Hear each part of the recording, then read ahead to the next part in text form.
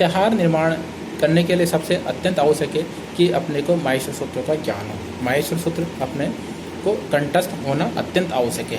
जो अ इ उ ण रे रे इत्यादि जो माहेश्वर सूत्र 14 सूत्र है उनका अध्ययन होना अत्यंत आवश्यक है। उसके पश्चात ही प्रत्याहार बनाए जा सकते हैं। किंतु प्रत्याहार बनाने के सबसे सरल तरीका यह है कि संज्ञा प्रकरण का जो के प्रत्येक सूत्र का जो अंतिम वर्ण जो होता है वो इत्संज्ञक वर्ण होता है और इत्संज्ञक वर्णों की गणना प्रत्याहार में नहीं की जाती है या प्रत्याहार के अंतर्गत उनकी गणना नहीं होती।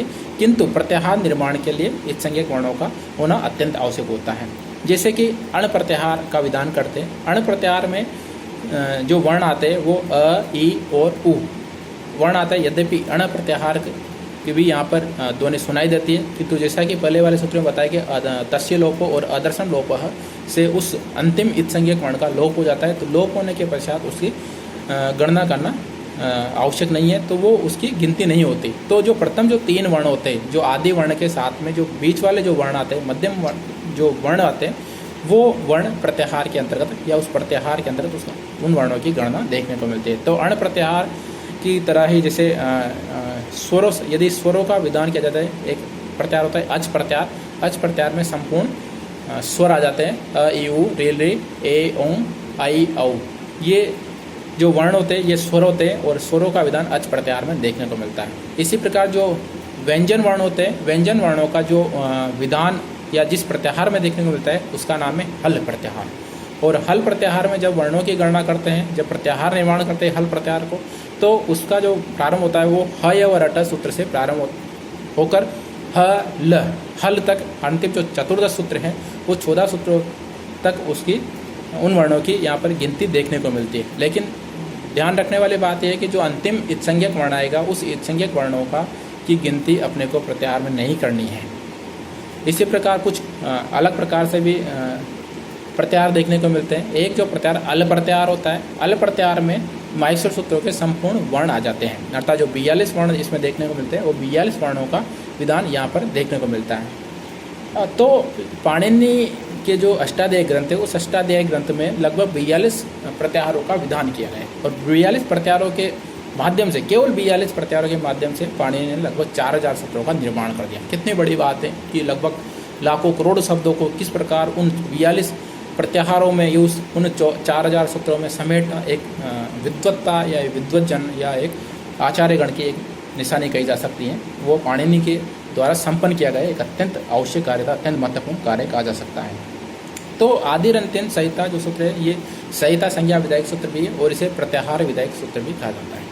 अगला जो सूत्र है उकालो अजस्व दीर्घ पुलुतः सूत्र का जो वृत्ति देखने को मिलती है वो होता है कि उश्च ऊश्च उश्च व वाम काल एव कालो यस्य सोच क्रमात् ह्रस्व दीर्घ प्लुत संज्ञः स्यात् स प्रत्येकम् उदात्तादि वेदेन त्रिदाः।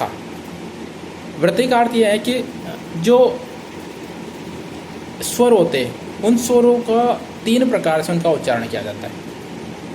वो जो स्वर होते हैं वो एक मात्रिक, द्विमात्रिक और त्रिमात्रिक के रूप में यहाँ पर उनकी गणना देखने को मिलती है। तो जो एक मात्रिक जो स्वर होता है उसे ह्रस्व बोला जाता है, जो द्विमात्रिक जो स्वर होता है उसे दीर्घ बोला जाता है और जो त्रिमात्रिक जो स्वर होता है उसे संस्कृत व्याकरण में प्लुत शब्द से उनका नाम संबोधित किया जाता है। इसके अलावा कुछ और भी स्वरों का यहाँ पर भेद देखने को मिलते हैं। उदात, अनुदात और स्वरित के नाम से एक अलग उनका भेद देखने को मिलता है। यद्यपि लौकिक संस्कृत में इन उदात, अनुदात, स्वरित का वर्गीकरण नहीं होता है, इनका उच्चारण नहीं होता है, किंतु वैदिक संस्कृत या वेदों का जब पठन पाठन होता है तो उनका उच्चारण उदात, अनुदात और स्वरित स्वर के माध्यम से ही किया जाता है। क्योंकि यदि नहीं किया जाता है तो वो जो अध्ययन करता है उसको दोष लगता है, अर्थात जो फल मिलना चाहिए वो फल नहीं मिल पाता है। तो वैदिक संस्कृत में अलग प्रकार से स्वरों का विधान देखने को मिलता है। अगला जो सूत्र जैसा कि इसमें उल्लेखित किया गया है कि प्रत्येकम उदात्तादि वेदेन त्रिधा, अर्थात जो प्रत्येक जो स्वर होता है ह्रस्व दीर्घ और प्लुत वो भी प्रत्येक अलग अलग प्रकार से उदात, अनुदात और स्वरित के भेद से 3 प्रकार का होता है। अगला जो सूत्र आता है वो आता है कि उच्चई उदातः। उच्चई अर्थात जिस स्वर का उच्चारण उच्चता के साथ में या जोर से या जिस स्वर के उच्चारण में सांस दीर्घ गति से बाहर निकलती है, ध्वनि बाहर निकलती है दीर्घ गति से, वो उस स्वर का उच्चारण स्नान उदात कहलाता है। या जिस तीव्र वेग से जिस स्वर की उत्पत्ति होती है वो उदात स्वर कहलाता है। या उच्चारण स्थान की दृष्टि देखें तो तालवादी जो उच्चारण स्थान आगे वाले सूत्रों में कहे जाएंगे, तो तालवादी उच्चारण स्थानों के आधार पर जिन वर्णों की उत्पत्ति ऊपर वाले भाग से होते, मुख के ऊपर वाले भाग से या दीर्घ गति से जिनका उच्चारण किया जाता है, वो उदात्त स्वर होते हैं। जैसा कि मैंने बताया कि वो इन उदात्त स्वर का वर्गीकरण या उच्चारण वैदिक संस्कृत में ही देखने को मिलता है, लौकिक संस्कृत में इनका अभाव देखने को मिलता है। अगला जो सूत्र आता है, सातवां सूत्र, वो आता है कि निश्चय अनुदात है। ये ठीक उदात्त का ठीक विपरीत होता है, उल्टा होता है। अर्थात जिन वर्णों का उच्चारण मंद गति से या धीमी गति से जिनका उच्चारण किया जाता है, जिन स्वरों का उच्चारण किया जाता है, वो अनुदात्त स्वर कहलाते हैं। एक जो अगला जो स्वर आता है, समाहार स्वरित।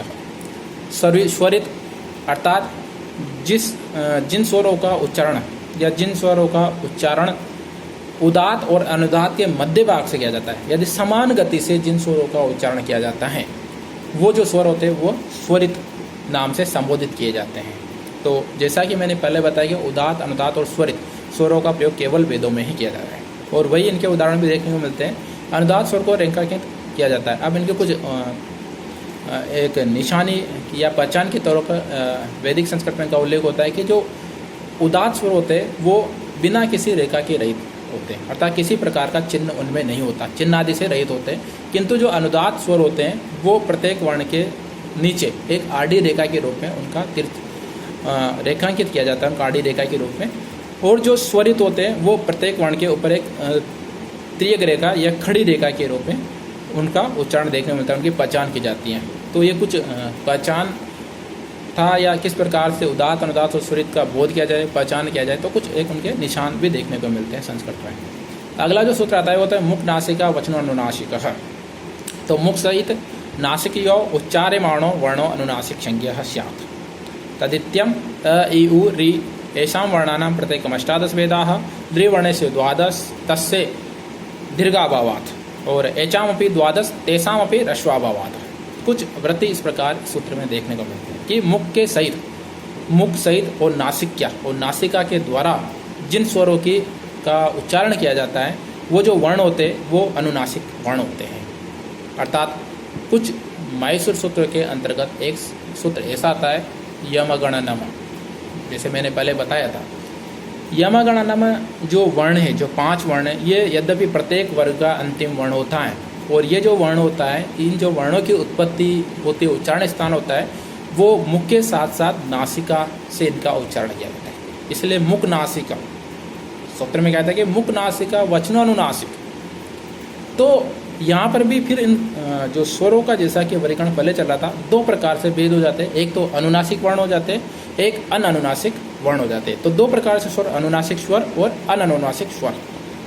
अब जैसा कि पहले वाले सूत्रों में या उकालोजस दीर्घ प्लुत सूत्र के माध्यम से जैसे कि स्वरों का वर्गीकरण प्रारंभ हुआ था, तो प्रत्येक के वहाँ पर 3 भेद होते हैं। तो यहाँ पर क्या होता है कि इस प्रकार जो प्रत्येक जो स्वर होगा, स्वरों के अलग अलग प्रकार से अलग अलग इनका वर्गीकरण देखने को मिलता है। तो जो अ इ उ और रि, जो ये 4 जो ह्रस्व स्वर जिसे कहा जाता है, जो स्वर है अ इ उ रि, इनके प्रत्येक के 18 भेद होते हैं। 18 भेदाः। 18 भेदाः इस प्रकार से होंगे कि सबसे पहले जो इनका वर्गीकरण किया जाएगा, जैसे अ का ही वर्गीकरण करते हैं, तो अ को 3 भागों में बांटते हैं, ह्रस्व, दीर्घ और प्लुत। फिर प्रत्येक जैसे ह्रस्व अ, दीर्घ अ, प्लुत अ, फिर प्रत्येक को 3 भागों में फिर बांट देंगे, उदात्त, अनुदात्त और स्वरित के भेद से। तो फिर प्रत्येक को क्या करते हैं, फिर 2 भागों में बांटते हैं, अनुनासिक और अनुनासिक। तो 3 या 9 अर्थात ह्रस्व, दीर्घ और प्लुत के भेद से 3 हो जाते हैं। फिर 3 के बाद प्रत्येक के 3 करेंगे, तो उदात्त, अनुदात्त, स्वरित के भेद से, तो 3 × 3 बराबर गुणनफल 9 हो जाता है। अब 9 का भी प्रत्येक के 2 भेद होते हैं, अनुनासिक और अनुनासिक। तो इस प्रकार 18 भेद इनके हो जाते हैं, अ इ उ और रि के। इसी प्रकार जो द्विवर्ण होता है, उस द्विवर्ण के 12 भेद होते हैं। 12 भेद होने का या उसमें 18 भेद क्यों नहीं हुए, 6 भेद क्यों कम रह गए, तो उसमें कारण ये है कि जो द्विवर्ण होता है उसका दीर्घ नहीं होता, अर्थात वो दीर्घ अभाव होता है वहाँ पर, अर्थात दीर्घ वर्ण उसका नहीं बनता, केवल द्रि ही रहता है। जब अपन दीर्घ संधि पढ़ेंगे तो दीर्घ संधि में री का री रहता है, जैसे कि ऋषि के या रे के समान दीर्घ री नहीं हो जाता वहाँ पर, इसका री का री रहता है, रिकारी बनता है, री धन री बराबर रिकारी बनता है यहाँ पर, इसका दीर्घ नहीं होता है। इसी कारण इसके 6 भेद कम कर देंगे तो इसके 12 भेद यहाँ पर देखने को मिलते हैं। इसी प्रकार आगे जो एचामपि 12 भेदाः, अर्थात एचामपि अर्थात जो एच प्रत्याहार के जो वर्ण होते हैं ए ओ आई और औ, ये जो 4 वर्ण हैं, इन जो 4 स्वर हैं, इन चारों स्वरों के भी 12 ही भेद होते हैं। और 12 भेद होने का मुख्य कारण ये है, या इनके 18 भेद क्यों नहीं हुए एच के, इसका रीजन ये है कि इनके भी 6 भेदों का अभाव होता है, अर्थात ये ह्रस्व का अभाव होता है, अर्थात ह्रस्व वर्ण यहाँ पर देखने को नहीं मिलता है।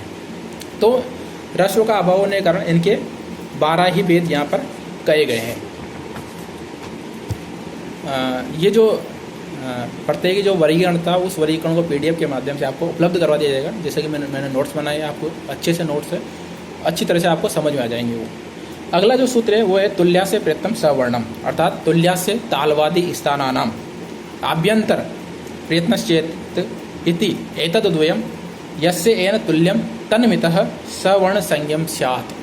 अब तक जो सूत्र देखे वो सूत्रों के माध्यम से अपने को जो ह्रस्व दीर्घ प्लुत के माध्यम से स्वरों का विधान किया गया था, स्वरों का वर्गीकरण वहाँ पर देखने को मिलता है। अब जो सूत्र आया तुल्यास्य प्रयत्नम सवर्णम अर्थात तालवादी स्थानम आभ्यंतर प्रयत्नश्चेत एतद्द्वयम् यस्य एन तुल्यम तन्मितः स्वर्ण संज्ञम स्यात्, अर्थात यहाँ एक शब्द आता है सवर्ण संज्ञम, अर्थात कुछ ऐसे स्वर होते हैं जिनकी सवर्ण संज्ञा होती है, अर्थात और तो कुछ वर्ण जैसे री ओल री वर्णयो मितः सावर्ण्यम वाच्यम, अर्थात री ओल री ये दोनों वर्ण मिलकर सवर्ण संज्ञा करते हैं। और दोनों के जब भेद मिलते हैं री ओल री, जब री के यदि अलग अलग प्रकार से इनका वर्गीकरण देते हो तो री वर्णस्य कति भेदाः या सवर्ण संज्ञा, तो कितने भेद होते हैं सवर्ण संज्ञा, तो ये कुल 30 भेद हो जाते हैं। 30 भेद इसलिए कहे गए कि इसमें 12 रीके भी मिल जाते हैं। तो जैसा कि पहले वर्गीकरण था कि रीके तो 18 और री वर्ण के 12 भेद, तो कुल मिलाकर 18 और 12 मिलकर 30 प्रकार से ये सवर्ण संज्ञा कर सकते हैं। इसी प्रकार री भी रीके का सवर्ण संज्ञक होता है, री भी उसके साथ में ही उसकी गिनती होती है, तो री भी 30 प्रकार से उनकी सवर्ण संज्ञा होती हैं। और एक बात है कि तुल्यास्य प्रयत्नम, अर्थात यहाँ पर एक शब्द आता है तुल्यास्य, तुल्यास्य करते हैं तालवादी स्थान, अर्थात वर्णों के उच्चारण में या जो जीवा होती है वो मुख के अंदर अलग अलग भागों का स्पर्श करती है, तो अलग अलग उच्चारण स्थान वहाँ पर देखने को मिलते हैं, या वर्णों की उत्पत्ति भी अलग अलग प्रकार से वहाँ पर देखने को मिलती है। एक आता है प्रयत्न, प्रयत्न होता है प्रकृष्टो यत्नः, प्रकृष्टो यत्नः अर्थात वर्णों के उच्चारण में जीवा या मुंह के द्वारा जो प्रयास किया जाता है, जो प्रकृष्ट विशेष प्रकार का जो प्रयास किया जाता है उच्चारण करने में वर्णों के, वो प्रयत्न होते हैं। और संस्कृत में प्रयत्न 2 प्रकार के कहे गए, एक तो आभ्यंतर प्रयत्न और बाह्य प्रयत्न, अर्थात प्रयत्नश्चो द्विधा अर्थात स्तः, अर्थात प्रयत्न 2 होते हैं, आभ्यंतर प्रयत्न और बाह्य प्रयत्न। आभ्यंतर प्रयत्न 5, फिर आभ्यंतर प्रयत्न जो होते हैं वो 5 कहे गए हैं।